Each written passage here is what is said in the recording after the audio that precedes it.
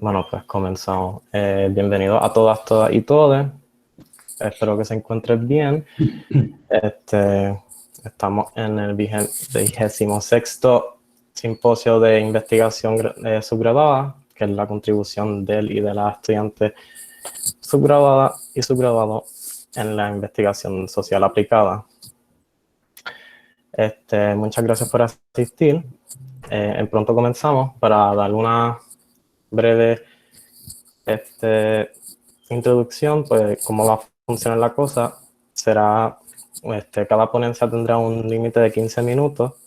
Luego de todas las ponencias que se presenten, pues habrá un tiempo para preguntas y debates, por si las tienen. Si tienen preguntas durante el tiempo y se cree que se les va a olvidar, pues trate de ponerla en el chat y así yo los puedo llamar por si la quieren decir al altavoz o levantan la mano después de que todas las ponencias sean presentadas. Comenzamos con los ponentes. Fabiola Matos Ruiz y Orlando Ramos Rosados, que van a presentar un análisis sobre el abstencionismo electoral, el cambio generacional y el surgimiento de nuevos movimientos políticos y su efecto sobre el bipartidismo cerrado en Puerto Rico. Pueden comenzar cuando quieran. Espero que ya puedan presentar las cosas, perdona. Gracias, Rael. Voy a comenzar a presentar mi pantalla.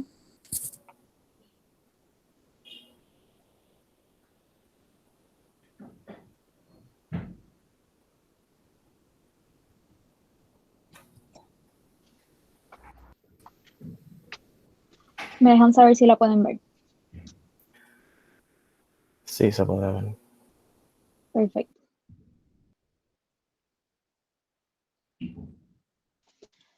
Saludos, buenas tardes a todos. Mi compañera de investigación, Orlando Ramos Rosado, y yo, Fabiola Matos, como dijo el compañero Rael, estaremos presentando nuestro tema de investigación titulado El análisis sobre el abstencionismo electoral, el cambio generacional y el surgimiento de nuevos movimientos políticos y su efecto sobre el bipartidismo cerrado en Puerto Rico.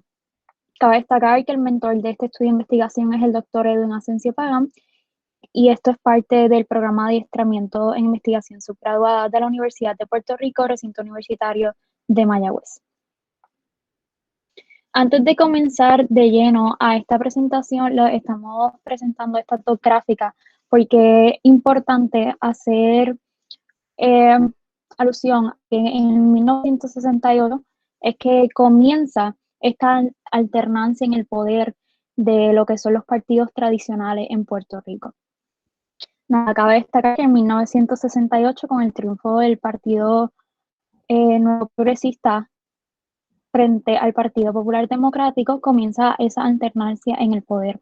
Podemos notar una participación electoral bastante constante durante esos próximos cuatrienios, pero ya en la segunda gráfica, desde el 2008 en adelante hasta las elecciones pasadas del noviembre del 2020, que fueron los datos que recopilamos en nuestro cuestionario, vemos como del 2012 al 2016 la tasa de participación electoral disminuyó significativamente. Aunque en el noviembre del 2020 no disminuyó tan significativamente, aún así hubo disminución. Según Dietz y Myers, el derrumbe de un sistema de partidos implica también, casi con certeza, que hace falta no solo una enorme tarea de reconstrucción de partidos, sino también un esfuerzo por recuperar la confianza del electorado. De esta premisa partimos nuestra justificación y planteamiento del problema de este estudio, ya que este bipartidismo cerrado desde el 1968 en esa alternancia al poder ha creado una desconfianza hacia estos partidos, ocasionando crisis política, económica y social, y donde también en nuestro estudio buscamos recopilar datos y comprobar una de nuestras hipótesis hacia esa inconformidad por parte de los electores jóvenes al sistema bipartidista en Puerto Rico. Tuvimos 3 variables de estudio en esta investigación, las cuales son abstencionismo electoral, que lo definimos como la no participación en el acto de votar de quienes tienen derecho a ello; cambio generacional, que definimos generación según la teoría de las generaciones de Strauss y Howe como un grupo de multitud cuya duración se aproxima a la duración de una fase de la vida y cuyos límites están fijados por la personalidad de los pares. La tercera variable, nuevos y emergentes movimientos políticos, viene siendo la definición de partidos políticos, que es la organización que persigue como uno de sus metas colocar a sus miembros declarados en cargos gubernamentales.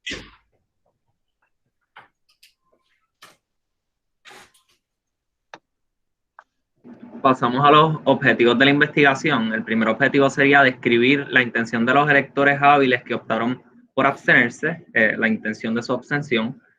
Nuestro segundo objetivo, determinar cómo el voto se ha influenciado con el cambio generacional de esta muestra de participantes pertenecientes a una población de electores hábiles. Y nuestro tercer objetivo, probar cómo el surgimiento de los nuevos movimientos, partidos políticos y candidaturas independientes ha colaborado al aparente o un aparente colapso del sistema bipartidista cerrado en Puerto Rico. Nuestras preguntas de estudio y sus hipótesis. La primera pregunta sería: ¿qué factores son los que llevan a la muestra perteneciente a los electores hábiles en Puerto Rico a abstenerse y no ejercer su derecho al voto? Nuestra hipótesis es que pues, ese abstencionismo va a ser mayor en la parte de la muestra perteneciente a los electores de las generaciones más jóvenes. Cómo el cambio generacional de la muestra de participantes pertenecientes a una población de electores hábiles en Puerto Rico influye en el voto. Nuestra hipótesis es que esta muestra de participantes pertenecientes a las generaciones más jóvenes en Puerto Rico pues muestra un disgusto hacia lo que es el deterioro del Estado en Puerto Rico causado por los gobiernos del bipartidismo cerrado en el país. Y nuestra tercera pregunta: ¿cómo el surgimiento de estos nuevos movimientos y partidos políticos y candidaturas independientes han contribuido al colapso del sistema bipartidista en Puerto Rico? Y nuestra hipótesis es que el surgimiento de los nuevos partidos políticos ha tomado auge con este cambio generacional, demostrando así la inconformidad hacia el sistema bipartidista en Puerto Rico.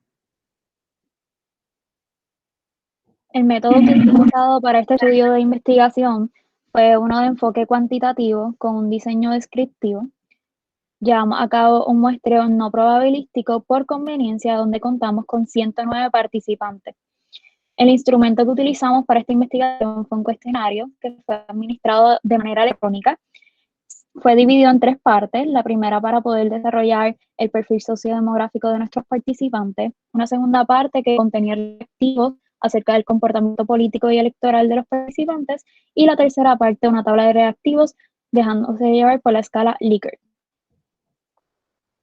Pasamos al perfil sociodemográfico de nuestra muestra de participantes. Fueron 109 participantes, el 61%, 66% fueron mujeres, 39%, 43% fueron hombres. La distribución por edad, dividimos utilizando la escala del censo de las edades de 18 a 24, el 18.5%, 20 de los participantes, pues estaba en este espacio de edades. De 25 a 34 años también fueron 20 con 18.5, y también fueron 20 los de 45 a 54 y 55 a 64, también 18.5%. Donde único no fueron 20 fue las edades de 35 a 44 y 65 en adelante, que 35 a 44 fueron 19 con 17%, y 65 en adelante fueron 10 con 9%, debido a que pues cuando estábamos llevando a cabo las encuestas presenciales, esta población de 65 años en adelante, pues hubo un repunte en los contagios por el COVID-19 y tuvimos que detener ahí las encuestas hasta el momento.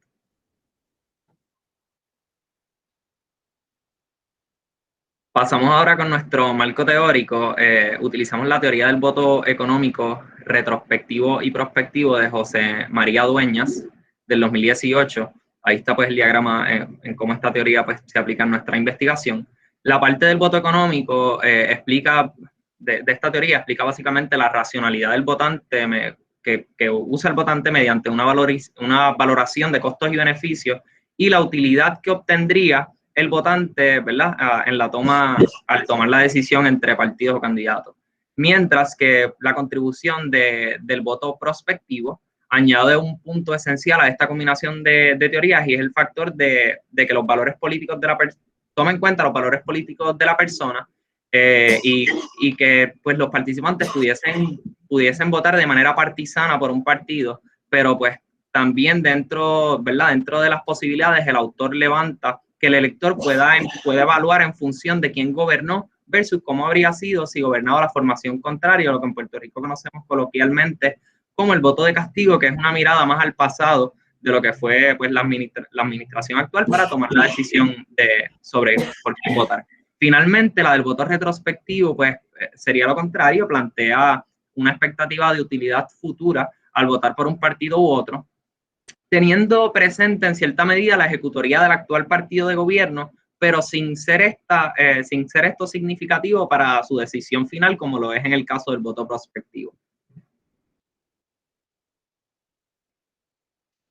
Ahora estaré presentando algunos de los hallazgos de esta investigación. No podemos confirmar que hay un colapso completamente del bipartidismo cerrado en Puerto Rico, pero sí hay una erosión. Notamos una disminución en el abstencionismo electoral de las generaciones más jóvenes, notamos una disminución en la modalidad del voto íntegro y vimos nuevos movimientos políticos sostenidos por las generaciones más jóvenes.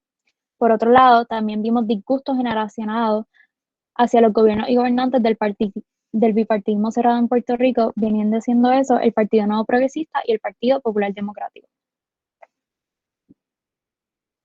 Algunos de los resultados que le vamos a estar presentando hoy viene siendo también nuevamente la participación electoral, que aparenta ir en un aumento en la parte de la muestra de las edades de 18 y 34 años. Sin embargo, entre los grupos de 35 a 54 años y 55 a 64 años, la misma fluctúa entre el 2008 y 2016, pero en el 2020 todos disminuyeron levemente.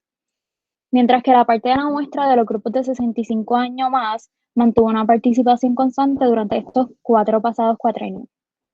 También podemos concluir que nuestra hipótesis sobre si el abstencionismo electoral más presente en las generaciones más jóvenes fue probada en al menos los primeros 3 cuatrienios, quiere decir 2008, 2012 y 2016, pero excluyendo el último evento electoral del pasado noviembre del 2020. Esta variable debería continuar estudiándose durante los próximos cuatrienios.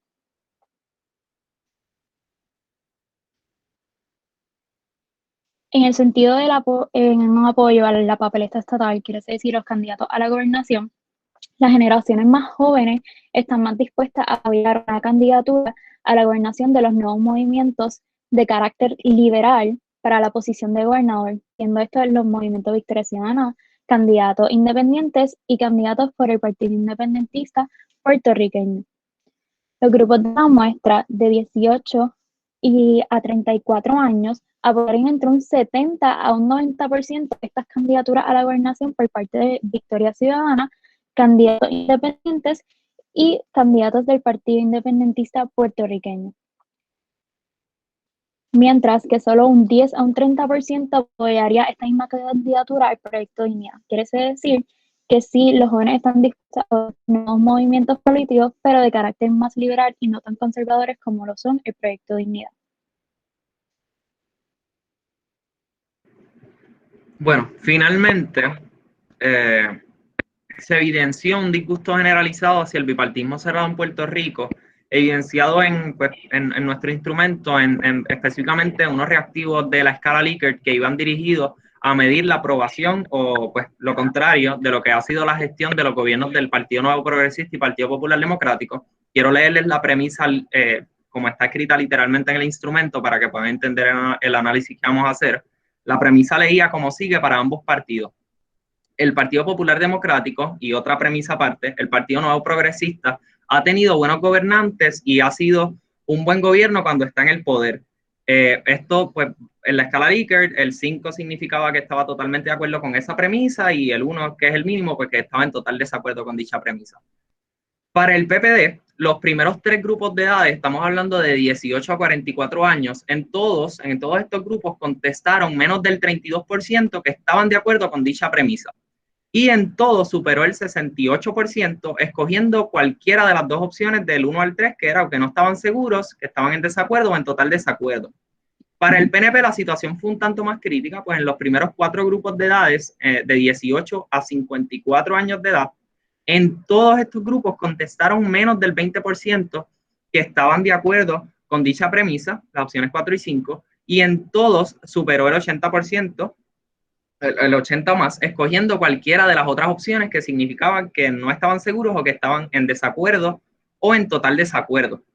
También, pues, no, ¿verdad? Hacemos la conclusión de que hay un disgusto generalizado, aparte de estos hallazgos sobre las generaciones más jóvenes, ya que, pues, cuando tomamos la muestra como un todo en estos reactivos individualmente, para el PPD, solamente un 27% de la muestra contestaron las opciones 4 y 5, que eran estar totalmente de acuerdo o de acuerdo con dicha premisa, solamente un 27% de toda la muestra, incluyendo todos los grupos de edades, y en el caso del PNP, solamente un 11% de nuestra muestra estuvo de acuerdo en total o totalmente de acuerdo con esta premisa.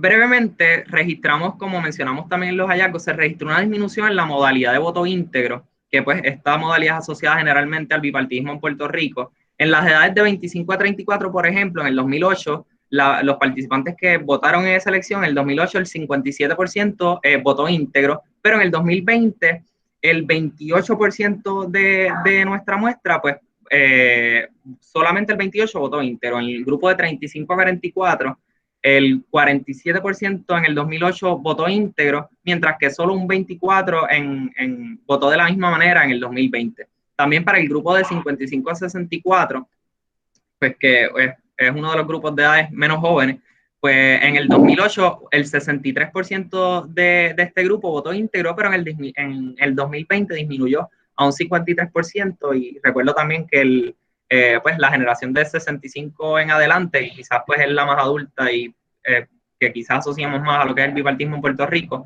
hubo una disminución de cerca de un 10% también.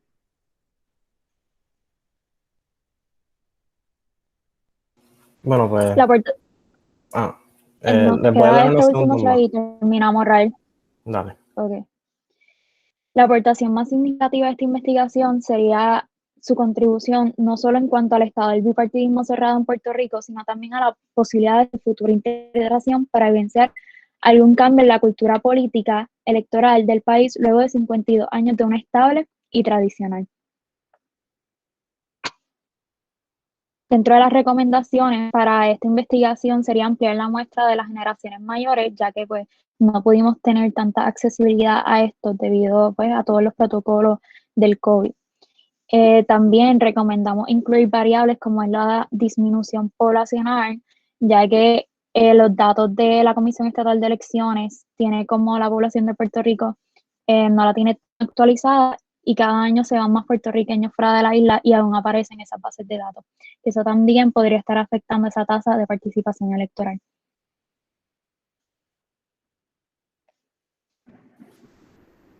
Ya concluye.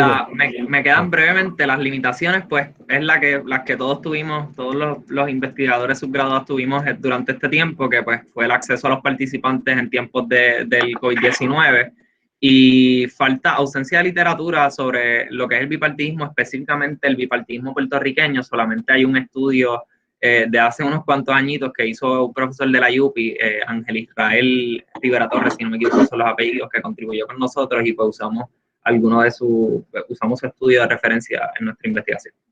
Muchas gracias. Muchas gracias a los compañeros Fabiola y Orlando. Ahora les recuerdo, si tienen alguna pregunta, lo dicen por el chat o más adelante levanten su mano después de que todas las ponencias concluyan. Vamos a empezar con la segunda ponencia, que sería Democracia en tiempos convulsionados, elecciones y pandemia en Chile. Lo va a presentar la compañera Rocío Sáez de la Universidad Católica de Temuco. Puede comenzar.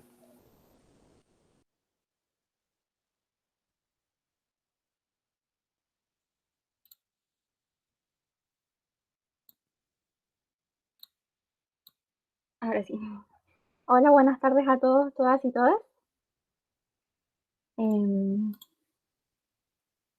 Hoy día voy a presentar el trabajo que realizamos junto a un colega, compañero de la Universidad Católica de Temuco y un profesor. El artículo que fue enviado a una revista se llama Democracia en tiempos convulsionados, pandemia y plebiscito constitucional en Chile, que va sobre el efecto que tienen las protestas y el COVID-19 sobre el plebiscito constitucional y la participación en este. Bueno, como antecedentes para contextualizar un poco, en Chile el año pasado se realizó un plebiscito constitucional para decidir finalmente si es que se aprueba o rechaza la opción de escribir una nueva constitución en democracia, ¿cierto? Una constitución escrita popularmente esta iniciativa surge a raíz del estallido social, que me imagino que todos conocemos, iniciado a partir de octubre de 2019, con una sucesión de protestas que siguieron posterior al 19 de octubre, ¿cierto? Y que finalmente desembocan en un gran acuerdo nacional bajo el cual se decide realizar una nueva constitución y realizar un plebiscito para decidir esta.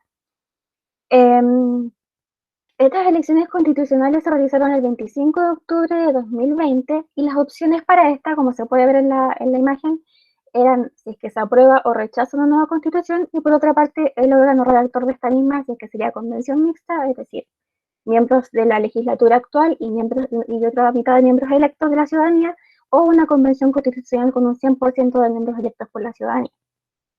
Cabe destacar que en primer lugar se postergó el plebiscito ya que estaba fijado para abril de 2020, pero puesto a la aparición de la pandemia de COVID-19, se aplaza finalmente para octubre como una medida política para garantizar la legitimidad del proceso.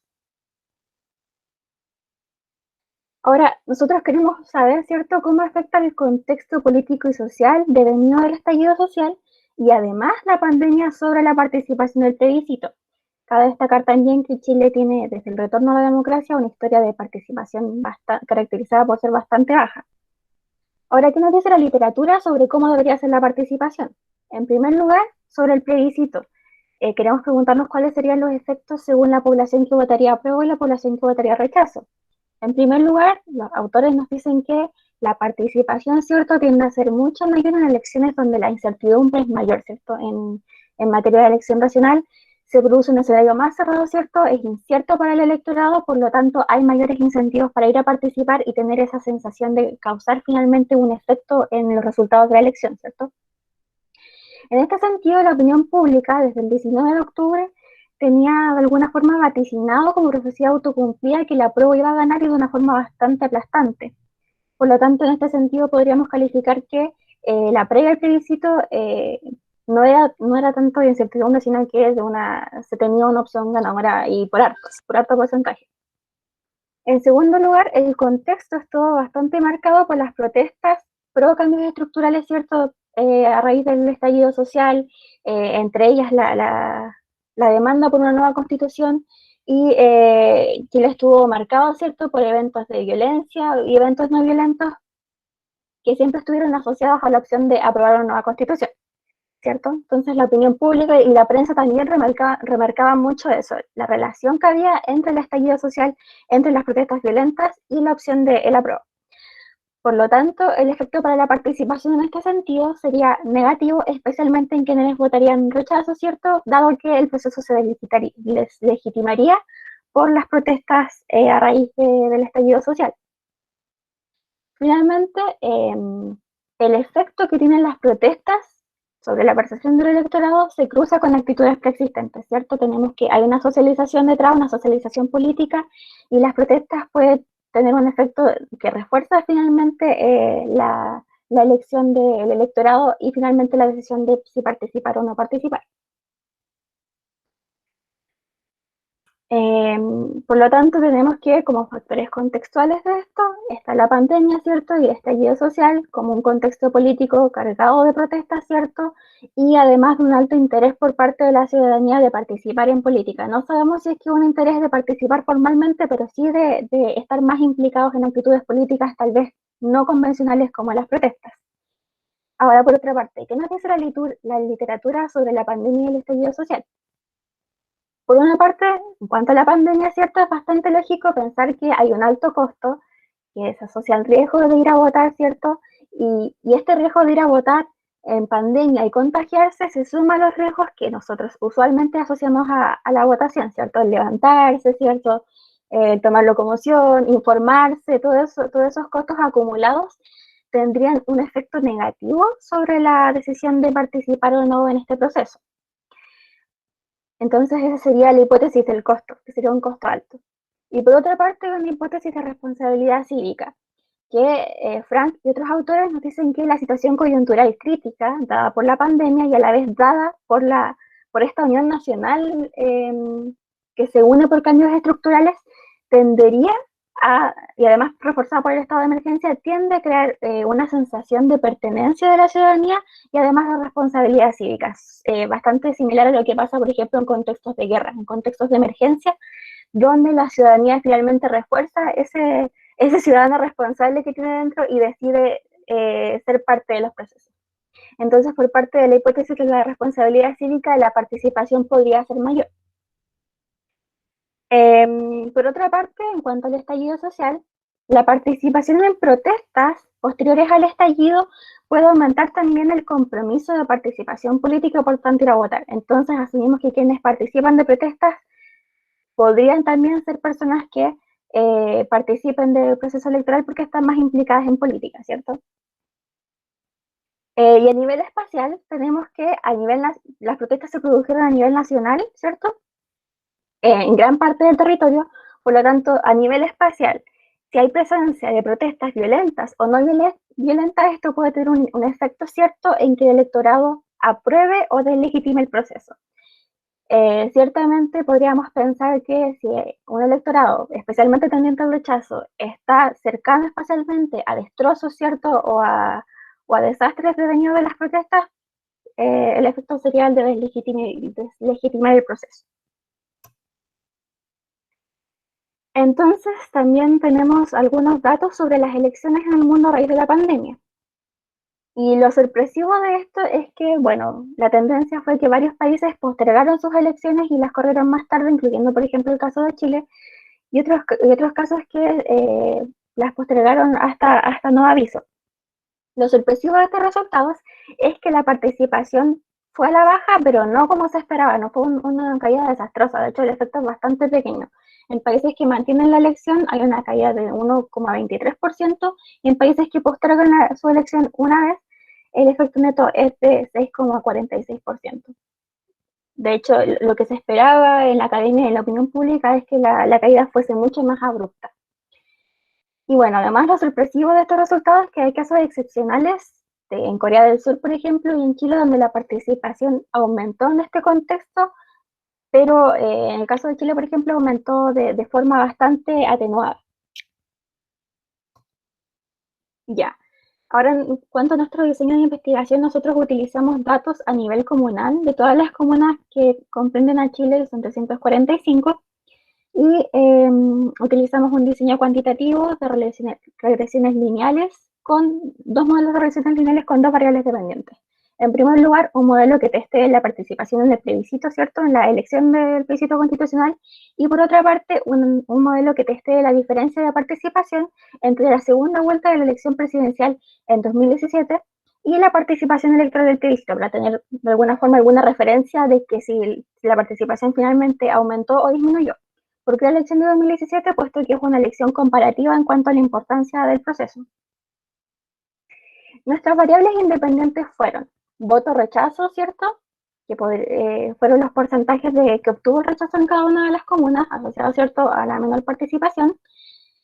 Si es que hubieron protestas violentas o no violentas a nivel espacial en estas comunas, entre el 18 de octubre y el 31 de diciembre de 2019, es decir, post-estallido social, y realizamos efectos de interacción entre la ocurrencia de protestas y el voto por la opción rechazo.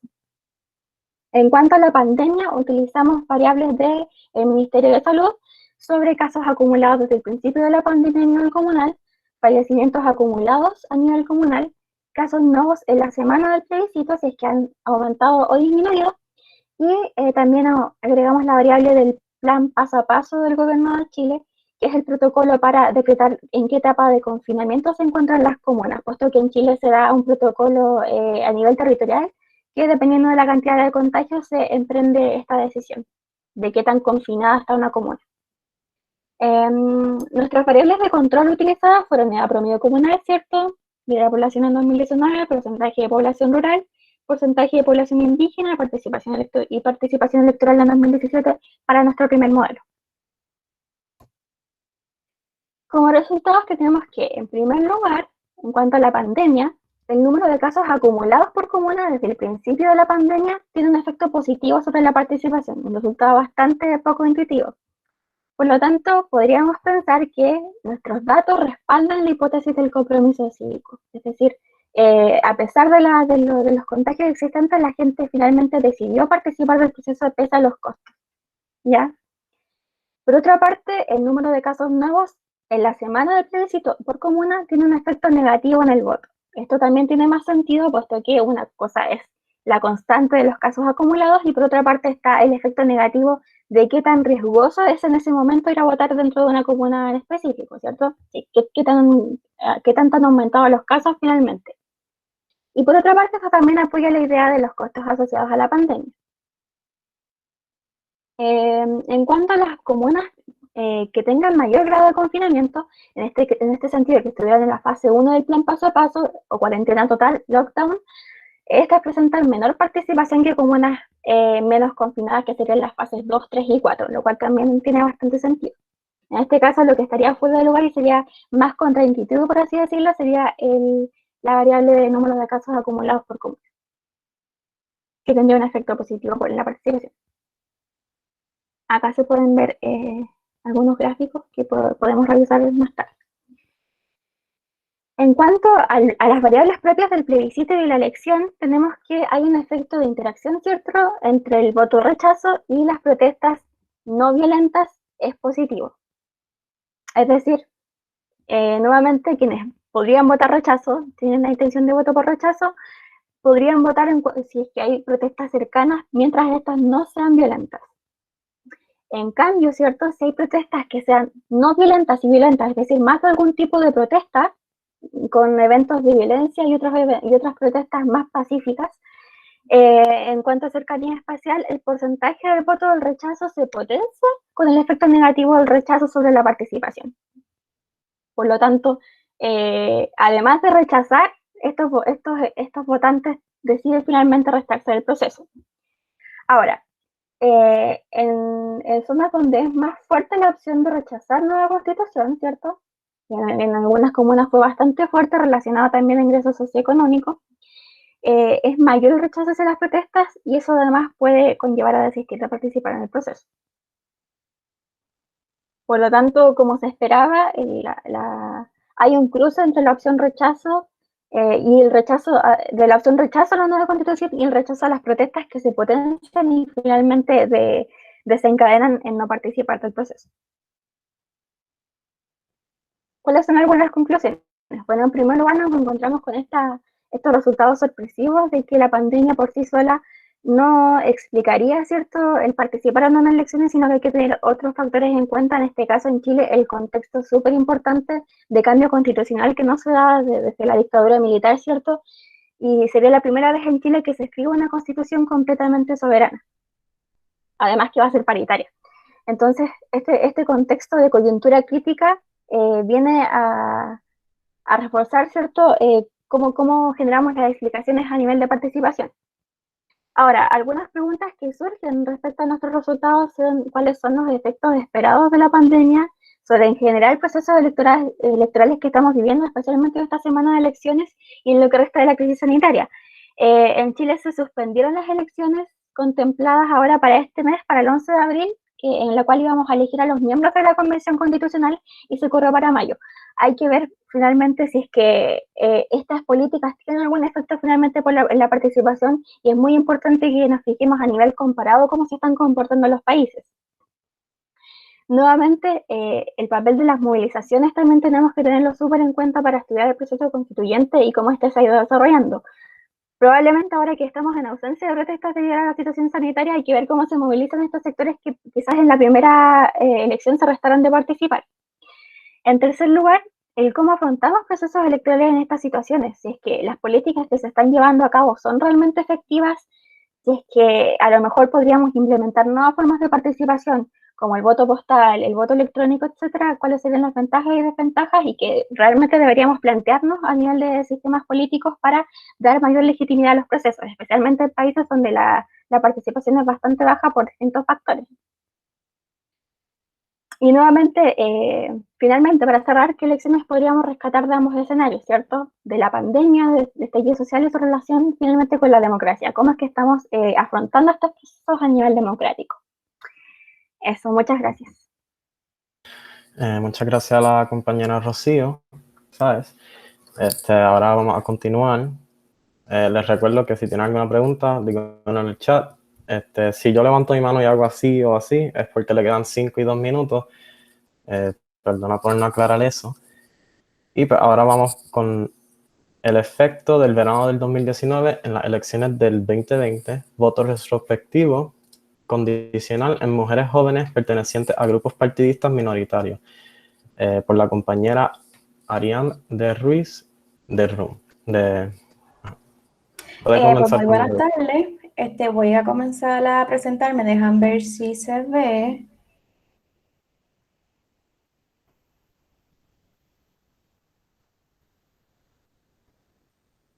¿Me dejan saber si se ve? Sí, se ve. Perfecto. Bueno, pues muy buenas tardes a todos y a todas. Mi nombre es Ariane de Ruiz. Como parte de mi bachillerato de Ciencias Políticas, estoy realizando la investigación efecto del verano del 2019 en las elecciones del 2020, el voto retrospectivo condicional en mujeres jóvenes pertenecientes a partidos minoritarios. Mi mentor sería el doctor Edwin Asensio y comenzamos a presentar. Para empezar, voy a destacar el planteamiento del problema, que sería la necesidad de investigar y destacar como objetivo los efectos de los eventos del verano del 2019 en estas elecciones y determinar si estos sucesos fueron esenciales para la decisión de los votos de las jóvenes mujeres que pertenecen a grupos de partidos de minoría, y además la necesidad de conocer el carácter y el comportamiento político de una porción en específico del electorado, definiendo así el carácter político por Robert Lane como la respuesta a situaciones políticas de un individuo en torno a sus rasgos de personalidad y su actitud en torno a sistemas de autoridad. Además, queremos conocer el rol de la mujer en la política más allá de ocupar un puesto político en el sistema democrático, justificando el problema, la importancia de las elecciones en un sistema democrático y lo que incluye este proceso en términos políticos y gubernamentales. El rol de la ciencia política y el rol del politólogo se hace evidente en el estudio de un evento importante en la actividad política, de lo que conocemos como democracia y la elección de un gobernante en el mismo sistema. Las siguientes dimensiones, que serían el verano del 2019, elecciones del 2020 y el voto de castigo, sirven como base bajo las categorías de percepción política, elecciones del 2016, partidos de mayoría y minoría, el voto retrospectivo condicional y el voto consciente, que se fundamentan en las siguientes preguntas de investigación. ¿Qué efecto tuvo el verano del 2019 en las elecciones generales del 2020? ¿Qué efecto tuvo el verano del 2019 en el voto de los electores? Bajo las dimensiones de elecciones del 2020, la pregunta de investigación sería: ¿los resultados de las elecciones generales en 2020 son un reflejo de la acción ciudadana en los eventos políticos del verano del 2019? Y bajo la dimensión de voto de castigo, queremos investigar si el voto de los electores es considerado como un voto de castigo y venganza. Los objetivos de investigación bajo la dimensión del verano del 2019 sería demostrar si el verano del 2019 tuvo un efecto esencial en el voto de las electores, en este caso bajo las participantes de esta investigación. En la dimensión de elecciones del 2020, investigar si los resultados reflejan la acción ciudadana del verano del 2019 de una manera electoral, y bajo el voto de castigo, identificar si el voto de castigo prevalece en un grupo partidista minoritario en específico, donde podemos definir el voto de castigo como aquel que se genera motivado por el hartazgo, el descontento, la inconformidad, el malestar y la irritación social por Valdés y Huerta, y vamos a utilizar esta definición en una de las preguntas.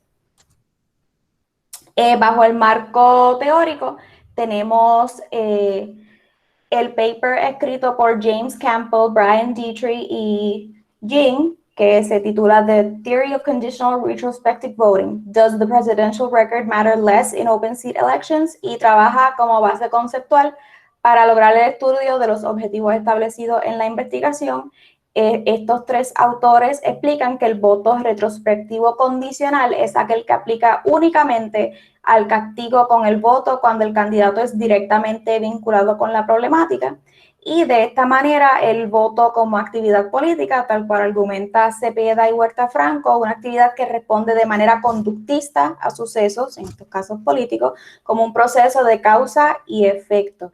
La aplicación de esta teoría, ¿verdad?, fundamenta las dimensiones a investigar, ya que se estarán utilizando los postulados de esta teoría para analizar los efectos del movimiento social dado en el verano del 2019 en los resultados de las elecciones del 2020 en Puerto Rico.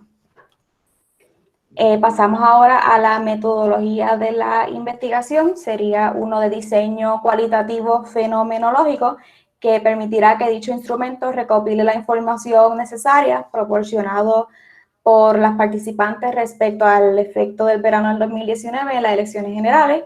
El muestreo sería uno de snowball sampling, o mejor conocido como el método de la bola de nieve. Y este muestreo elegido por la investigadora, esta servidora, para llevar a cabo la investigación se aplicará de tal manera que se buscarán dichas participantes con contactos directos por parte de mi persona, y estos primeros contactos funcionarán bajo el efecto dominó para facilitar el proceso, y más participantes que cumplan con los criterios de inclusión, que serían de 18 a 29 años, pertenecer o inclinarse a un partido candidato de minoría y obviamente ser votante activa. He decidido limitar mis participantes a mujeres debido a aspectos de género de la problemática a investigar con el verano del 2019 y el chat de Telegram por parte de Ricardo Rosselló, y de igual forma he decidido limitar a los grupos partidistas de minoría para garantizar el resultado objetivo y no subjetivo a partidos políticos afiliados al evento del verano del 2019 o de mayoría bipartidista, que en este caso sería el Partido Popular Democrático. El instrumento fue una entrevista semiestructurada que facilita la libertad de preguntas y respuestas contundentes para analizar. Las preguntas de la entrevista se basan en los objetivos, dimensiones y preguntas de investigación. Se limitó el instrumento para 5 participantes y obviamente el instrumento comienza con la hoja de consentimiento y asentimiento que fue entregado a las participantes antes de realizar la entrevista.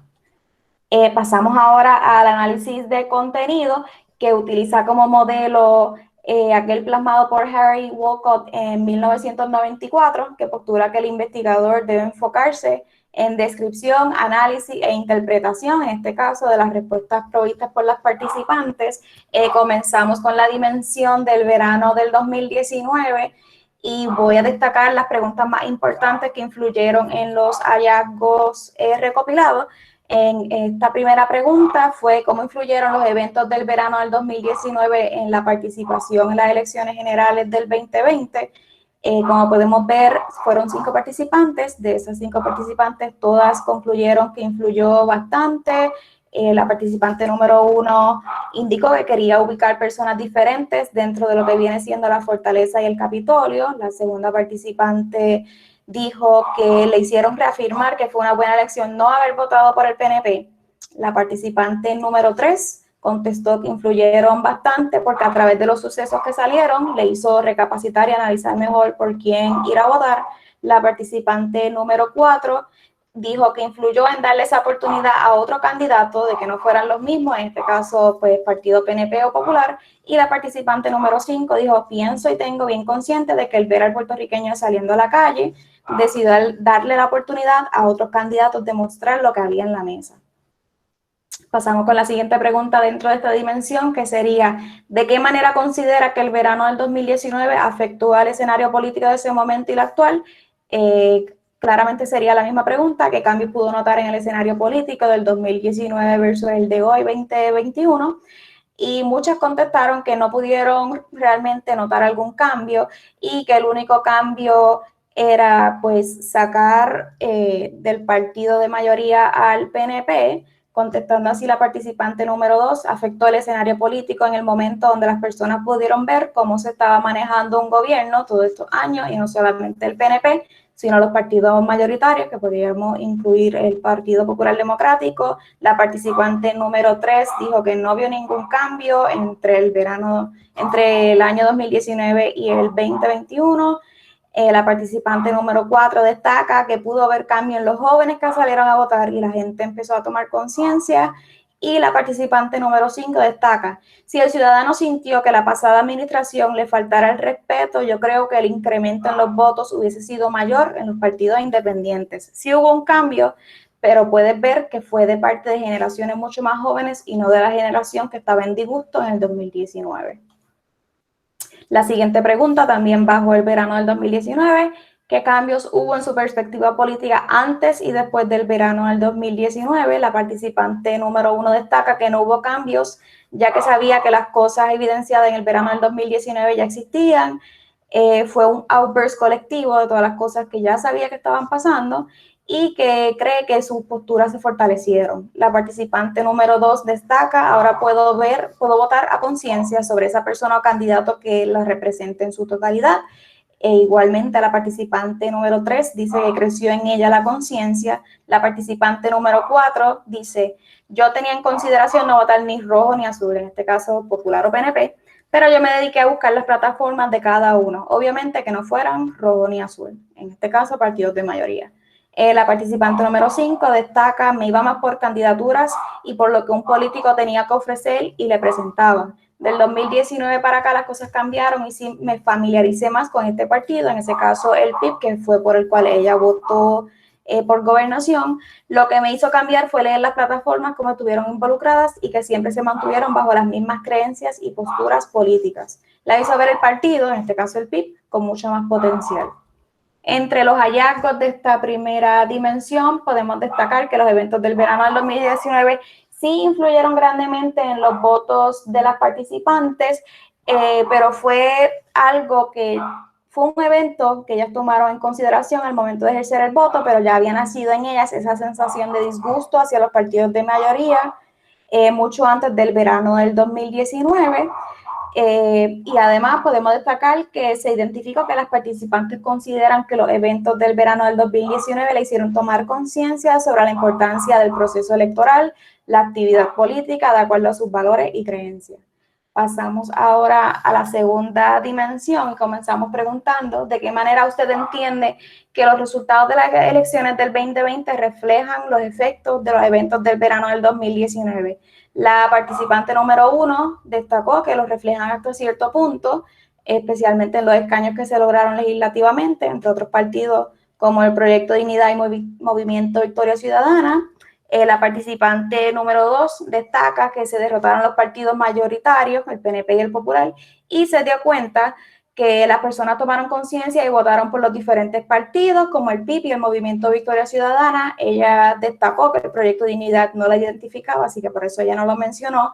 La participante número 3 dijo: hubo un cambio porque los votos fueron más distribuidos en lo que fue el PIB, el Partido de Lúgaro, en este caso Movimiento Victoria Ciudadana, el Partido Dignidad y el candidato Eliezer Molina. Aunque no se haya reflejado en nuestro gobernador electo, pues sí hubo un cambio. Y queremos destacar que este cambio que ella destaca va a ser algo que vamos a mencionar en los hallazgos. La participante número 4 dice: los números demuestran que a las personas no les gustó lo que pasó en el verano del 2019. La participante número 5 dice: si uno compara las elecciones de hace 4 años atrás, por el de 2016, podemos ver la discrepancia de números y cómo los partidos tradicionales, sus porcentajes por los cuales están en la delantera, van bajando consecuentemente.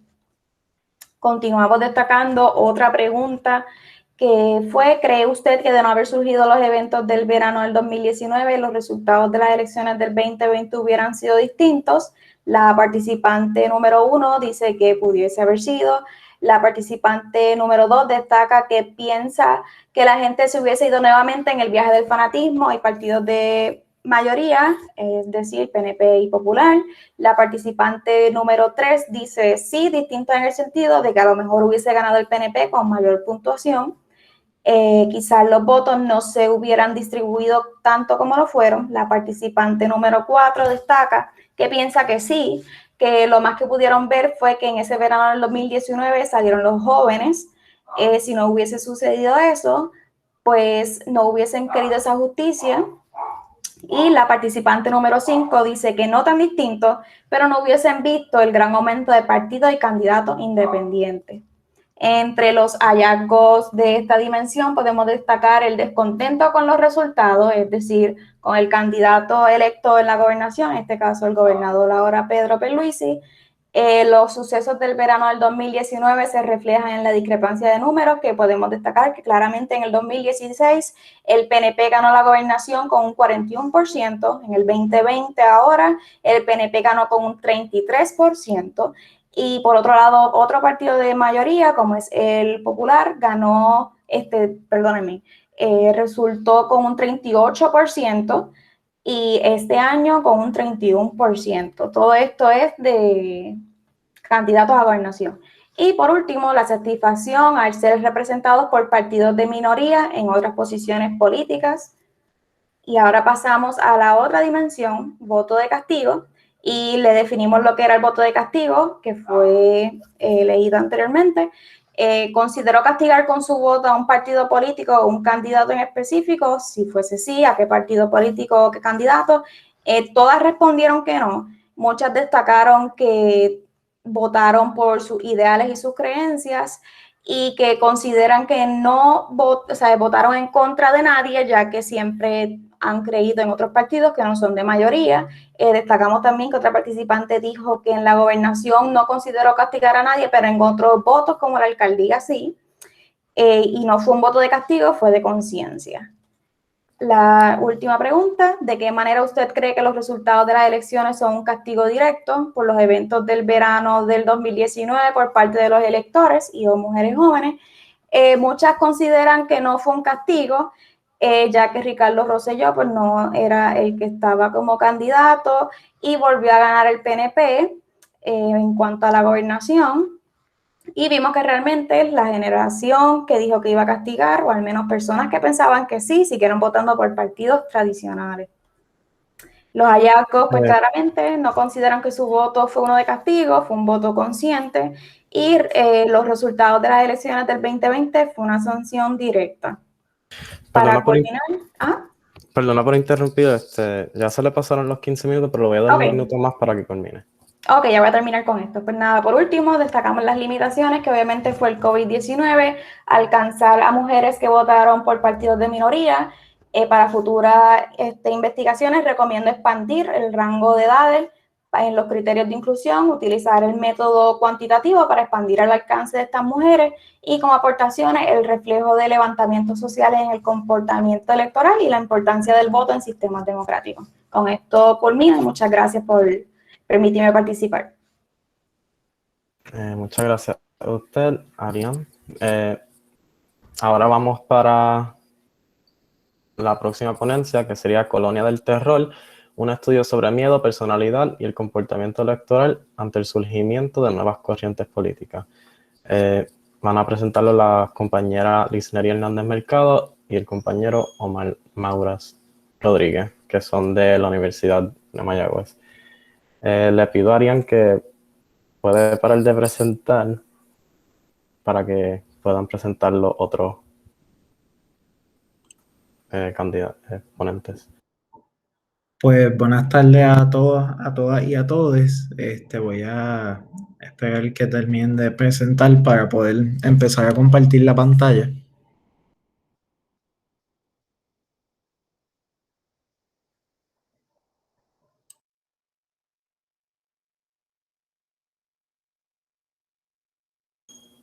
¿Está teniendo problemas?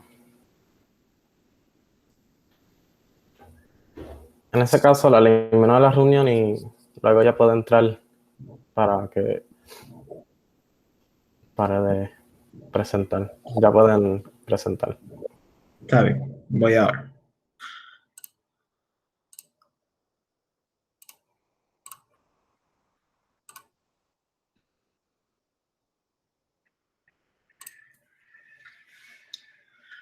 Me notifican si pueden ver la pantalla.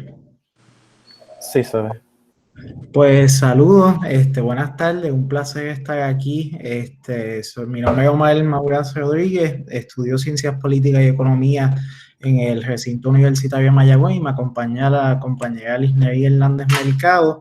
Y como bien había mencionado el compañero Rael, nuestra investigación se titula La colonia del terror, un estudio sobre miedo, personalidad y el comportamiento electoral ante el surgimiento de nuevas corrientes políticas. En el año eleccionario 2020, el panorama político puertorriqueño se enfrentó a un reto al dualismo hegemónico entre el Partido Popular Democrático y el Partido Nuevo Progresista. Entonces, quisiera abrir la investigación con esta cita de Pedreira en su obra El insularismo, que dice así: nacimos y crecimos en colonia, y en colonia pensamos y actuamos esperando una patria por prescripción. Nuestra aguja vital ha oscilado siempre entre dos puntos extramulares, Madrid y Washington. A esa distancia nos ha tomado el pulso, de allá nos ha venido el recetario. Así que ahora se los dejo a la compañera. Pues el planteamiento del problema bajo estudio son cómo los efectos de la cultura política puertorriqueña se relacionan con las condiciones políticas indecisas que mantienen al pueblo en constante cuestionamiento sobre el liderazgo político.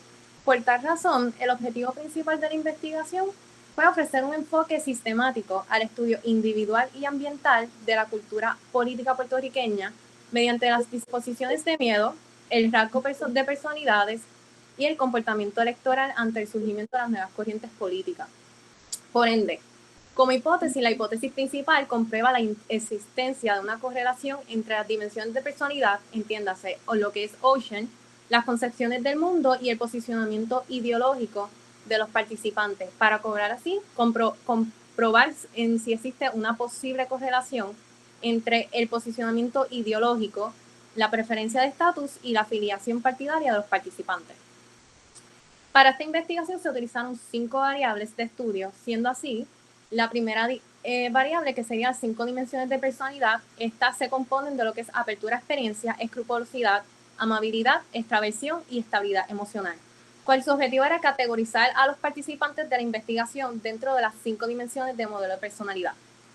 Por otra parte, como otras de las variables fue la preferencia de estatus, que su objetivo era identificar las preferencias del estatus de los participantes. Otra de las variables fue la concepción del mundo, que era identificar los factores que afectan la concepción del mundo.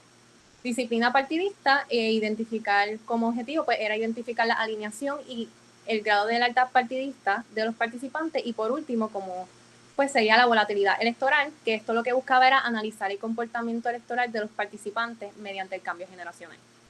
Entonces, para esta investigación se utilizaron 2 marcos teóricos, el primero titulado Biopolítica por Michael Foucault, donde esto se puede comprender cómo las concepciones normativas que surgen del individuo estructuran las acciones políticas y los objetivos de la misma. Entonces, por otro lado, el segundo marco utilizado en la investigación fue el de Cultura Política por Gabriel Almond y Sidney Berua, que se interpreta como el conjunto de valores, concepciones y actitudes de una población se relacionan entre sí al poder. Entonces, en el próximo dispositivo estaríamos explicando el flujograma de los 2 marcos teóricos. Se utilizaron los colores para entonces distinguir cuál lado le pertenece a cuál. Entonces, biopolítica se enfoca en el individuo. Por tal razón, se utilizó el color azul. Y entonces el color rojo se identifica en el factor ambiente, que entonces esto es para el marco teórico de cultura política. Entonces, la explicación del flujograma comienza en cómo los factores de personalidad influyen en la toma de decisiones del individuo. Entonces, ejerce su derecho al voto, que afecta a la composición del Estado. El Estado ejecuta políticas públicas que dan paso a cambios estructurales, entonces afectando al ambiente. Y que estos, como consecuencia del ambiente, estos influyen en las condiciones sociales que impactan la concepción del mundo del individuo, y este flujograma se sigue repitiendo.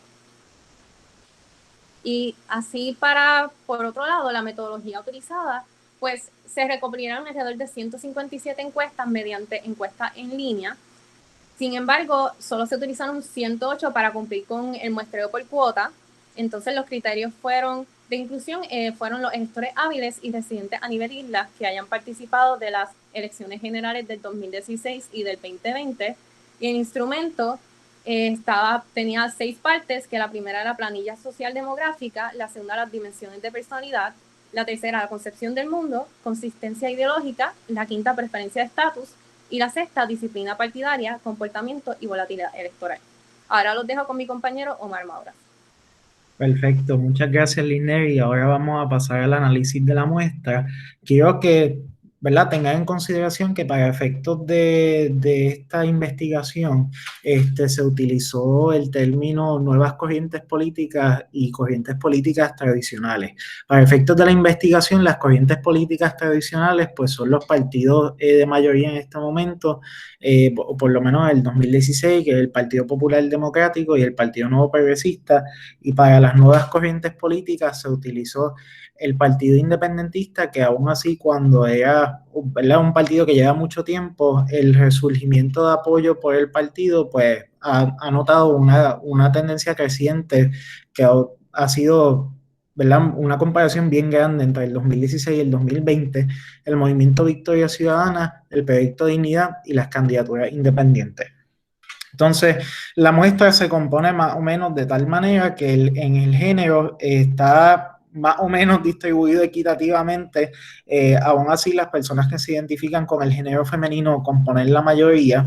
El ingreso mensual de los participantes, el 67% pues, de la muestra genera un ingreso mensual entre $0 a $2.499 al mes. Aún así, cuando es una porción grande de la muestra, entiéndase que existe mucha heterogeneidad en cuanto a los resultados, así que va a haber una diferencia aún así cuando están en el mismo rango de ingresos. En cuanto a las edades, se dividieron a las personas por generación, personas de 18 a 24, 25 a 39, 40 a 54 y de 55 a 74. Lamentablemente no pudimos cumplir con la cuota de la última generación debido a las limitaciones del COVID, al igual que todos los otros compañeros que están aquí, ha pasado lo mismo. En cuanto al nivel académico, el 74% de la muestra obtuvo un grado académico igual o mayor a un bachillerato. En condición laboral, el 59% de los participantes son empleados de jornada completa y el 23% son estudiantes. Y por localización geográfica se dividieron los participantes entre área metropolitana y área no metropolitana. Entiéndase que área metropolitana son todos aquellos municipios que tienen más de 50,000 habitantes, así que no es solamente el área metropolitana que nosotros conocemos como el área metro, por decirlo así, sino que compone municipios como Aguadilla, Ponce, etcétera. Y el 69.5% de la muestra vienen de municipios de áreas que no son metropolitanas. Siguiendo con la planilla social demográfica, el 73% de los participantes votaron en las elecciones generales del 2016 y el 91% votó en las elecciones generales del 2020. El cambio, aparte de que había una tendencia mayor para poder participar electoralmente en las últimas elecciones, también se debe a que muchas de las personas que se encuestaron de 18 a 24 no tenían la edad para votar en el 2016. Y el 74% de los participantes consideran que su nivel de conocimiento sobre la política puertorriqueña es avanzado. Se utilizó una escala de Likert y a base de esos resultados pues, obtuvimos ese número. El 31% de los participantes consideran que tienen alguna afiliación religiosa y pues la afiliación partidaria, aunque se ve leve, no significa que no apoyan los partidos ni votan por ellos. Así que entrando a los resultados por las variables, en cuanto a las 5 dimensiones de personalidad, los participantes que tenían cualidades positivas de apertura de experiencias, que es un 70%, una cualidad positiva de extraversión, que es un 58%, de amabilidad, que es un 73%, y de escrupulosidad, que es un 60%, se identifican con el espectro izquierdista. Por tanto, la única dimensión que falta ahí, que es estabilidad emocional, pues las personas que tienen una estabilidad emocional alta, por lo general, tienden a votar se identifican con el espectro derechista.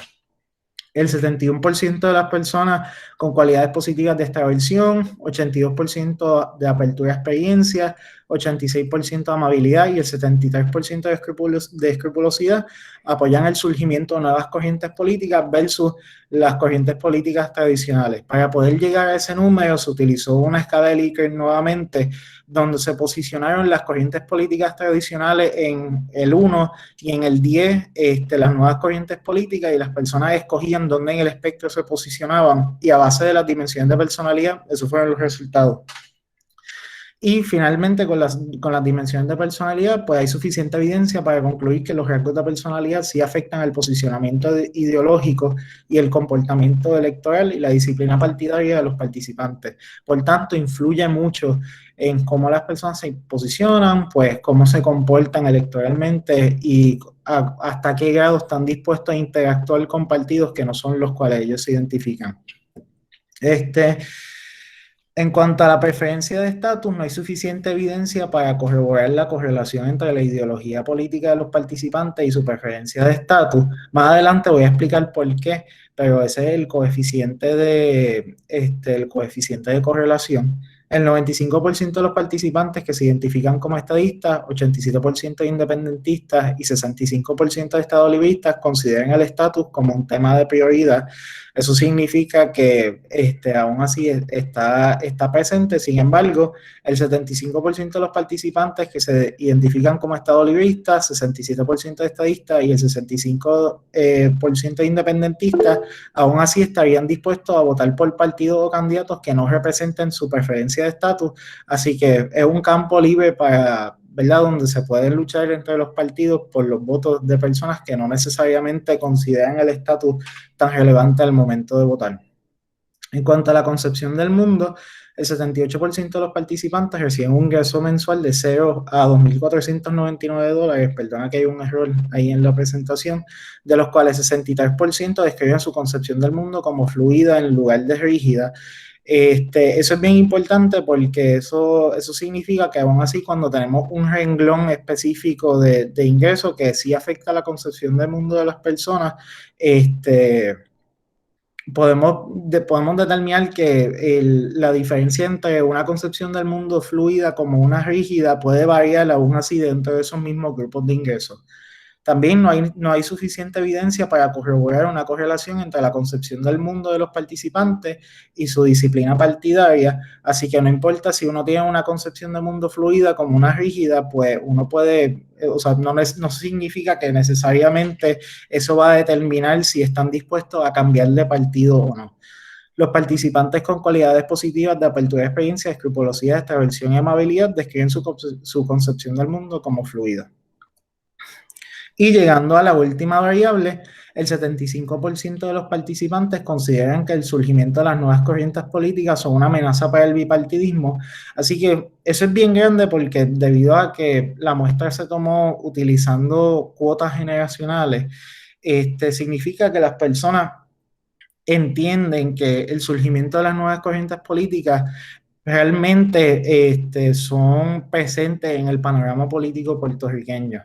El 54% de los participantes indican que su percepción sobre las corrientes políticas tradicionales ha cambiado entre las elecciones generales del 2016 y 2020, y en un espectro de corrientes políticas tradicionales versus nuevas corrientes políticas, el 68% de los participantes se posicionaron a favor de las nuevas corrientes políticas.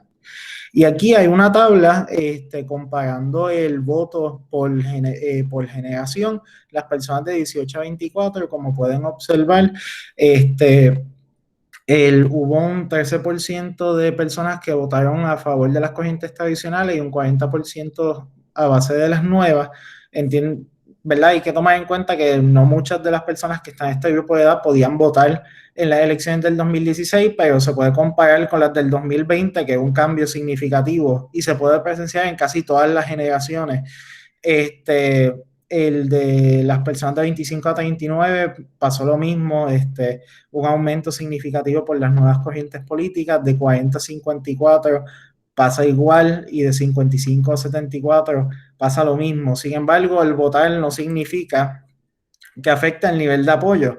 Y aún así, cuando había un nivel de apoyo mayor por las nuevas corrientes políticas desde el 2016, no significa necesariamente que se traducía a los votos. Sin embargo, el apoyo está ahí, solo que pues no transitaba por algunas barreras, etcétera.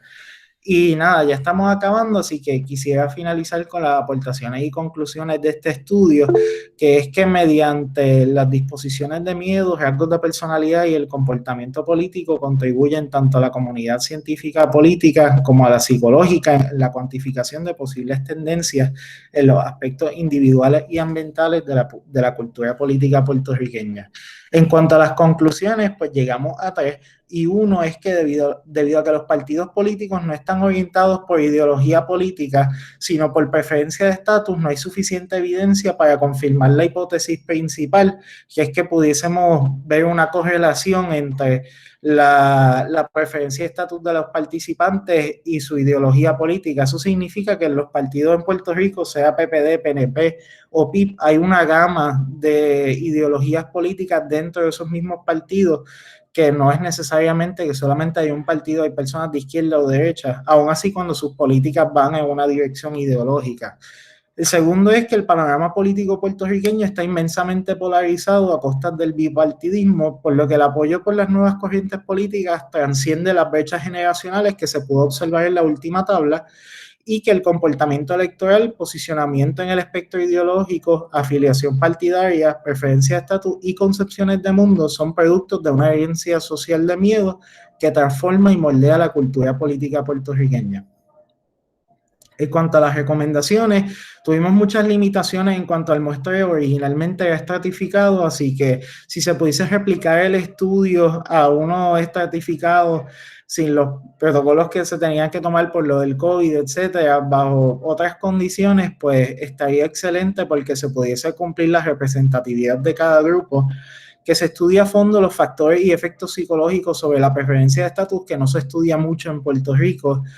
Abrir una fase cualitativa experimental y aumentar el tamaño de la muestra, estudiar el cambio del comportamiento electoral a lo largo de cada cuatrenio, porque pues como podemos presenciar cambia constantemente y no es algo que se puede tomar solamente un año, sino que pasan cosas y a través de adquirir nuevas perspectivas sobre el asunto, pues podemos cambiar cómo nosotros hacemos estos estudios y replicar la investigación en otros países cuyos partidos políticos no sean orientados por ideología.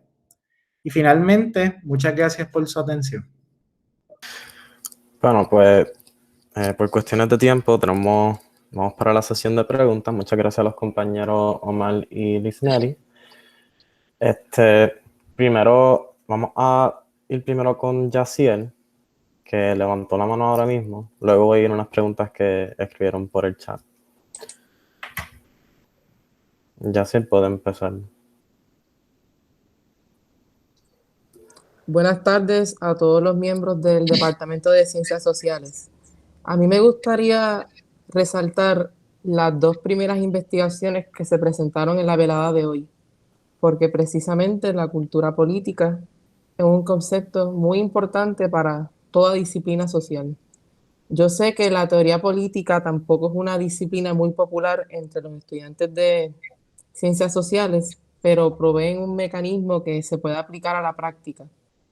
Hemos visto unos cambios políticos trascendentales en Puerto Rico, y no me refiero solamente en cuanto a la elección de nuevos partidos, sino a que las ideologías de los partidos tradicionales han cambiado. Al mismo tiempo se transforma lo que es liberal y lo que es conservador. Y finalmente, pues me gustaría indicar que son cambios que se observan a nivel constitucional, como la compañera de Chile resaltó.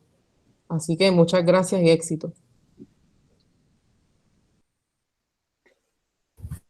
Pues vamos primero con la pregunta escrita, que fue dirigida, si no me equivoco, a Fabiola y Orlando, que fue dicha por Desiree Velázquez Román, y es: ¿qué problemas, si alguno, genera el sistema bipartidista?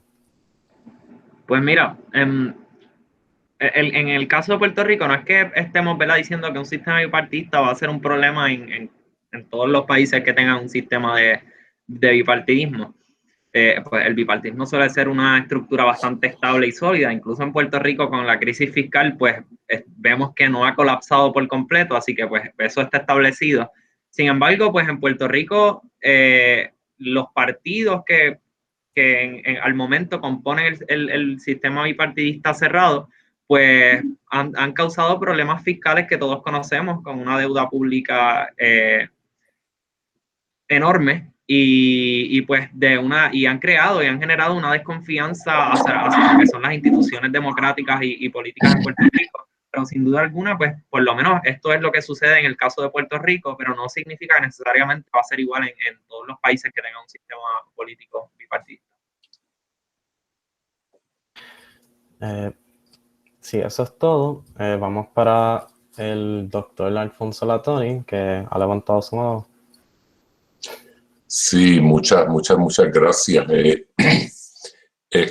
Más bien va un poco en reconocer, o sea, Omar y Ligneri, el miedo, ¿no? El miedo, o sea, cómo uno captura, ¿no? Cómo uno captura el miedo del puertorriqueño, la puertorriqueña, los puertorriqueños en su participación política, ¿no? Yo creo que ha sido, o sea, es bien importante que continúen con su trabajo, porque el miedo ha sido una permanente.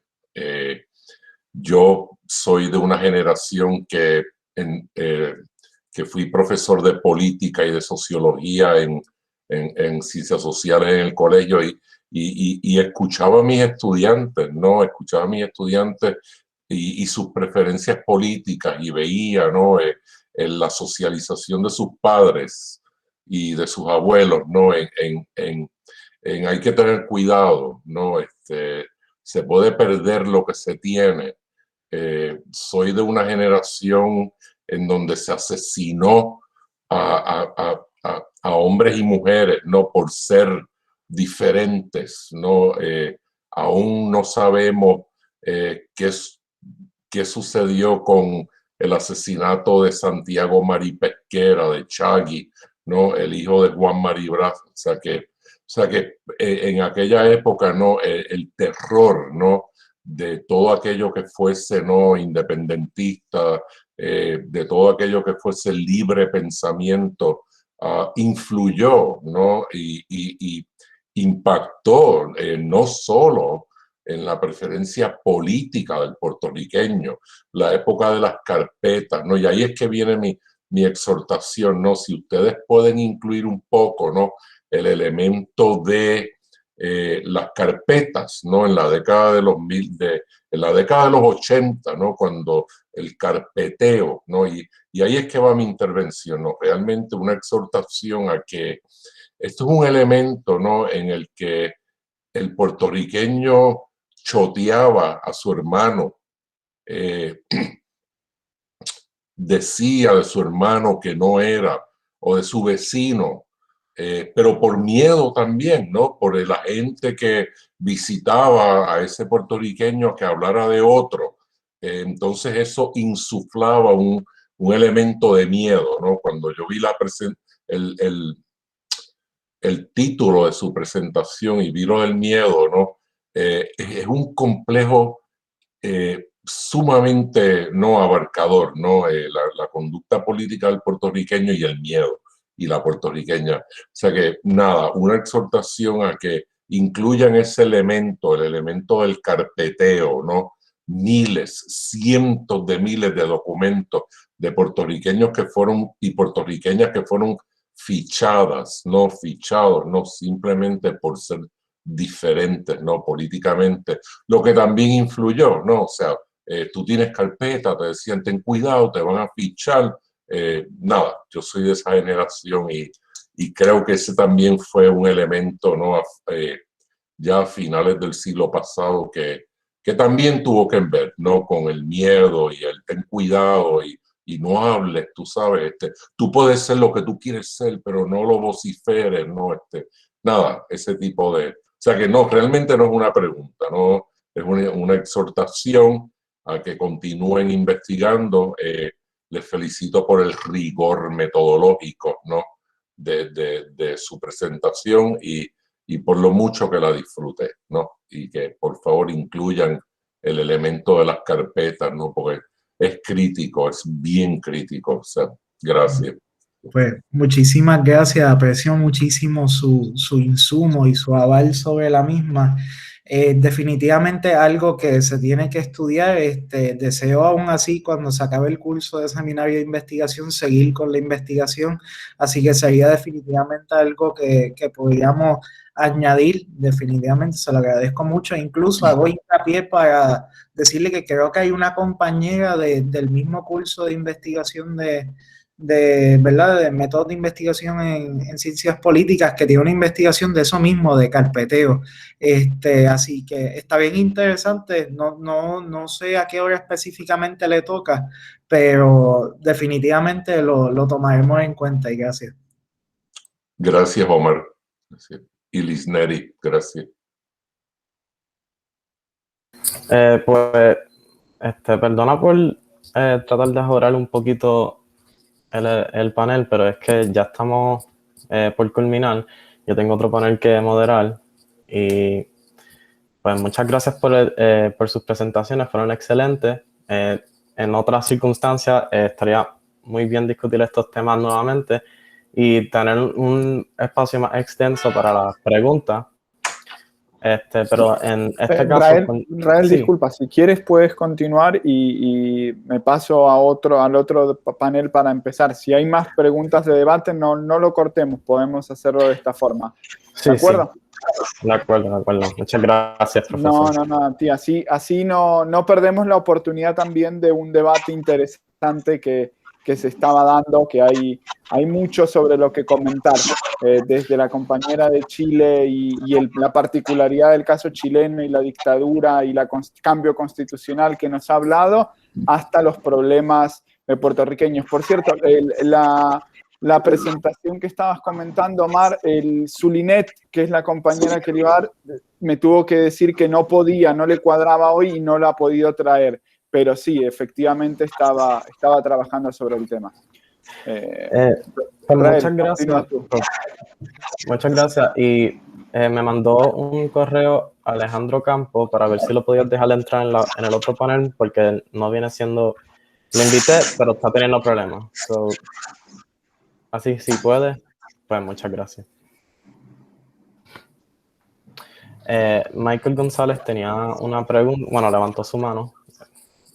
Sí, saludos. Buenas tardes, querido Alfonso Latoni, profesor, mentor mi mentor y mentor de otros compañeros como José Martínez, José Nazagasti. Placer tenerlo durante todo el día hoy. Quería precisamente mencionar que Zulinet hizo un trabajo donde investigó, ¿verdad?, cuál es la percepción de la persecución política ideológica en Puerto Rico, enfocándose en un periodo distinto al que menciona el doctor Alfonso Latoni.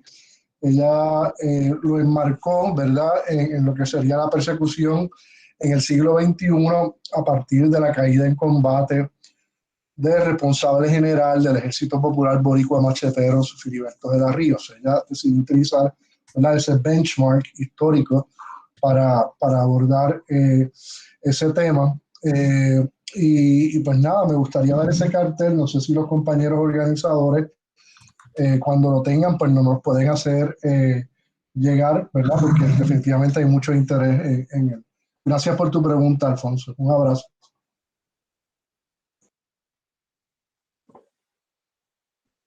Bueno, pues no sé si alguien más tenga una pregunta a los compañeros. Buenas tardes a todos, todas. Yo tuve una... Carlos Hernández. Puedes comenzar cuando le guste. Sí. Buenas tardes a todos y a todas. Un placer saludarlos. Nada, me alegra mucho que se estén discutiendo estos temas, máximo ahora, ¿verdad?, que tenemos toda una visión conservadora en muchos aspectos. Y nada, no voy a dejar pasar la oportunidad para saludar a Alfonso. Alfonso es un ser humano extraordinario, tiene una nieta preciosa, hermano. Así que te felicito por eso. Quería hablar un poco, ¿verdad?, del caso de la compañera de Chile, que te llamas igual que mi hija, Rocío. Y luego de toda esta situación dictatorial, ¿verdad?, con el terrible Pinochet, ¿cómo ha cambiado el asunto político? La gente, hablando de ese miedo que decía Alfonso, la gente ha podido vencer ese miedo, se lanzan a votar. A mí me gustaría escucharla sobre ese particular. Nada, y lo felicito. Y sigan con esos temas. Me parece una cosa extraordinaria, ¿verdad?, que se pueda ventilar este tipo de asuntos, sobre todo la cuestión del miedo, porque es que en la universidad que yo estudié, como dijo Alfonso, ¿verdad?, estos temas no se discutían. El colegio de Mayagüez era la nevera del conservadurismo, una cosa terrible. Y ventilar estos temas era bien difícil. Pero nada, muchas gracias y escucho entonces a la compañera Rocío Sáez. Gracias por su pregunta, Carlos. Bueno, lo que se ha vivido en Chile posterior a la dictadura es un proceso acumulado de desafección hacia la política, de baja participación electoral y baja participación política en todo sentido. En cuanto a manifestaciones, ¿cierto? En general, la cultura política en Chile se ha vuelto muy de desafección en general. Y además de esto, ha habido un proceso acumulado de un desgaste y una erosión de las instituciones, de un desprestigio de la política en general. La gente no solamente dejó de votar, sino que además tiene una pésima imagen de lo que es el escenario de la política, de lo que son los procesos políticos, y lo han asociado tanto a los políticos como a lo que sea que entre a política. Hay un desprestigio general. Y eso también se explica porque en la dictadura de Pinochet, ¿cierto?, el ejercicio que se pretendía concretar en Chile es de una despolitización. En los años 60 y 70 Chile era un país bastante politizado, ¿cierto? Había movimientos sociales, organizaciones sindicales bastante fuertes, ¿cierto? Y además todo esto se consolidó con la victoria de Allende. Entonces lo que se hace con la dictadura militar es tratar de despolitizar al máximo, por medio del terror, ¿no es cierto?, tratar de despolitizar al máximo la ciudadanía en Chile, y eso inmediatamente post-transición se puede observar, por ejemplo, la caída de la adhesión al sindicalismo, es un buen ejemplo, ¿cierto? Y posterior al plebiscito de 1988, la gente deja finalmente de participar en las elecciones y tenemos elecciones con un 30% de participación bajísimo, ¿cierto? El presidente ganan con súper poca participación, y eso a la vez también choca con este ejemplo, que no sé si ustedes también lo conocen, de que Chile es un ejemplo a nivel democrático, que tiene instituciones en general políticas súper robustas, pero esto era como a nivel macro, y a nivel micro se estaba cocinando de alguna forma un descontento generalizado de la población que no se estaba expresando de ninguna forma, y eso llega a consolidarse, ¿cierto?, en lo que vimos en octubre con el estallido social. Y en cuanto a la pregunta esta en específico del miedo, tenemos que los sectores que fueron más golpeados por la dictadura, por ejemplo el Partido Socialista y la izquierda en general en Chile, es la que finalmente toma las riendas de la política en Chile post dictadura, pero esto es a nivel siempre de élite. El problema es lo que pasa fuera de las élites, en general en Chile es un problema. Sea de izquierda o de derecha, la gente que no pertenece a la élite política, económica o artística no participa. Y ese es el problema que se ha tratado de enfrentar, y tenemos que ver cuál va a ser el cambio de escenario con un cambio constitucional y estructural que mejore las condiciones de las personas que a lo mejor se interesen en la política. Eso.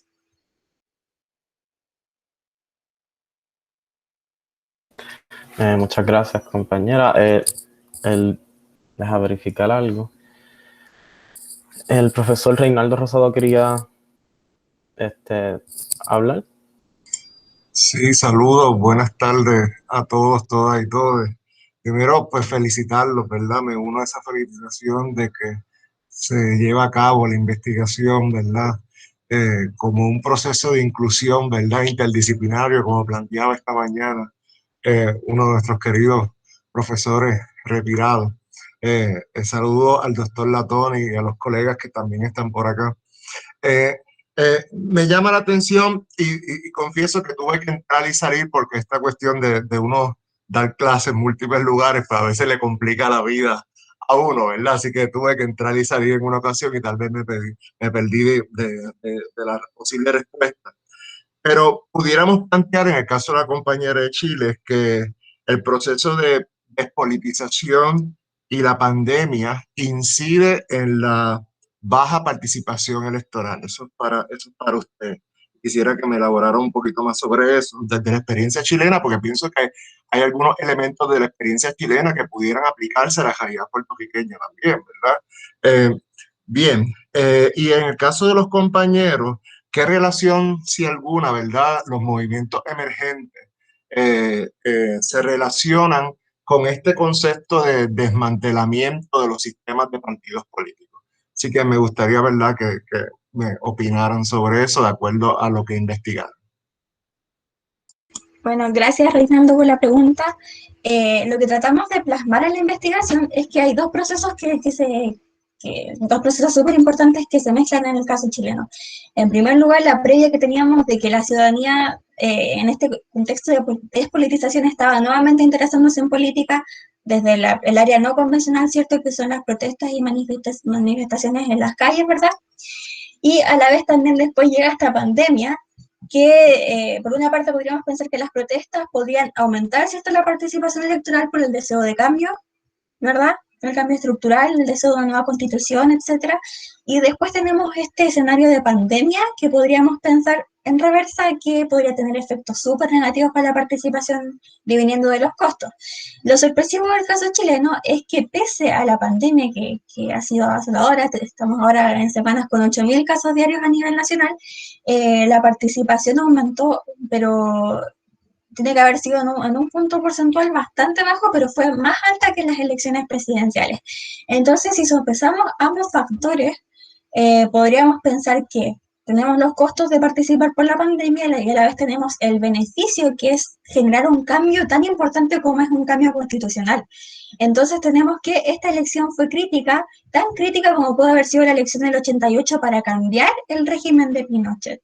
Entonces, si es que sopesamos entre costos y beneficios, lo que finalmente, y a nivel súper marginal, ¿cierto?, lo que la ciudadanía en Chile esperaba, a pesar de la pandemia, era generar finalmente y participar de lo que sería un cambio constitucional.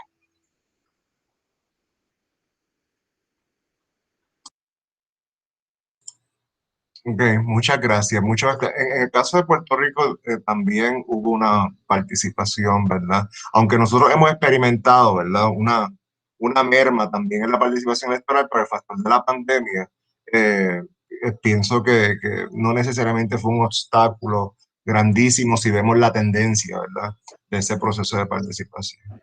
Muchas gracias, Rocío, y muchas felicitaciones. ¿Y los compañeros? Fabiola, ¿quieres comenzar? Y después Sí, yo comienzo. La pregunta decía de cómo estos nuevos partidos y movimientos emergentes han ayudado a este desmantelamiento de los partidos tradicionales, si no me equivoco. Si guarda alguna relación con lo que se le conoce como el desmantelamiento de los sistemas de partidos políticos. Ok, por lo que nosotros pudimos estudiar y analizar nuestros resultados de nuestro cuestionario, pudimos ver que por lo menos la población más joven, ya no lo que viene siendo baby boomers 65 años más, pues siguen un poco arraigados a eso, lo que son los partidos tradicionales, pero ya las generaciones más jóvenes se ven y tienden a apoyar más a estos nuevos movimientos. O sea, que están desmantelando un poco retirando el apoyo a lo que son los partidos tradicionales, que acá ahí vienen siendo pues el PNP y el PPD. Porque nosotros con nuestro análisis llegamos a las conclusiones de que pues obviamente hay cierta inconformidad por toda la crisis política y social que han creado estos dos partidos en su alternancia al poder, como han sido los casos de corrupción que han salido recientemente, el chat de Telegram, y cómo estos partidos quieren aferrarse al poder, como pudimos ver también el verano del 2019 con el caso del Senado de Puerto Rico versus Pedro Pierluisi Urrutia. Entiendo que sí, que en cierto modo tiene gran impacto en lo que viene siendo el desmantelamiento y esa erosión en el sistema bipartidista en Puerto Rico. Yo puedo añadir en cuanto a lo que mencionó de si aplicamos la pregunta que le hizo la compañera de Chile sobre Puerto Rico, Concurro con lo que usted dice, que realmente no creo que la pandemia haya sido un obstáculo muy grande. Aquí quizás podamos entrar a lo que fue la maniobra esta del código electoral del PNP, que básicamente le llevaron el voto a la mayoría de la población en Puerto Rico a sus casas, con el voto adelantado y a domicilio.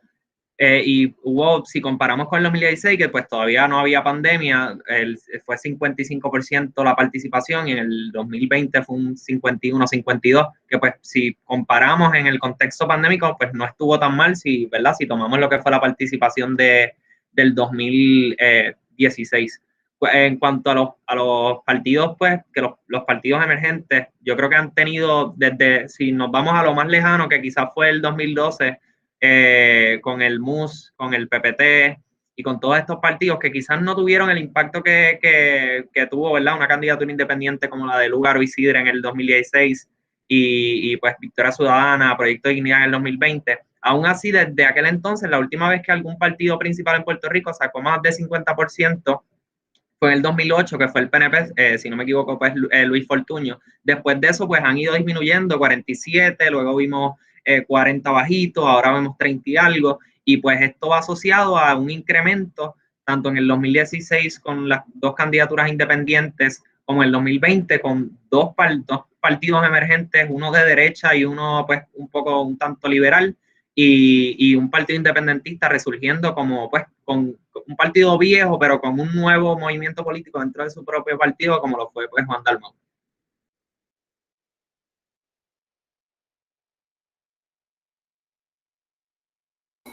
Bueno, pues muchas gracias a todos. No sé si alguien más tenga una pregunta que quiera decir a los compañeros.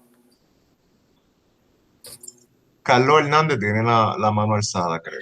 Sí, eso vi, pero no estoy seguro si fue No, para... es que se me olvidó bajarla. Nada, muchas felicidades, los felicito definitivamente. Muchas gracias. Y sigan. Además de que esos proyectos de ustedes tienen un potencial para maestría y doctorado, así que esa puede ser la carta de presentación para seguir desarrollando esos proyectos de todos por igual, ¿verdad? Así que, para adelante. Sí, de acuerdo con el profesor Reinaldo Rosado, todos los proyectos son excelentes, presentaron muy bien. Perdona por no haber mucho tiempo, pero, ¿verdad? Eran 4 presentaciones, pero todas se hicieron muy bien. Y pues vimos que habían muchas, ¿verdad? De una manera ellos podían, no son, por decirlo así, tenían los temas muy similares en esas cuestiones donde podían relacionar unas cosas que no necesariamente le aplica a Puerto Rico, sino también a diferentes lugares del mundo como Chile, en cuestión del voto y las elecciones y el comportamiento social y todos esos aspectos. Muchas gracias por su participación y espero que puedan ir a los otros paneles. Ahora mismo está el panel 7 y 8, que es, el 7 viene siendo la política pública en Puerto Rico y el 8 viene siendo reconstrucción histórica de 3 problemáticas singulares. También les recuerdo que a las 4:30 se va a comenzar la clausura, quien lo preside es Fabiola Mato, si no me equivoco, para que participen también de ahí. Muchas gracias a todos. Gracias, Rael, por quedarte este ratito para poder atender las preguntas. No se preocupe. Gracias por la actividad. Felicitaciones a todos. Gracias a todos.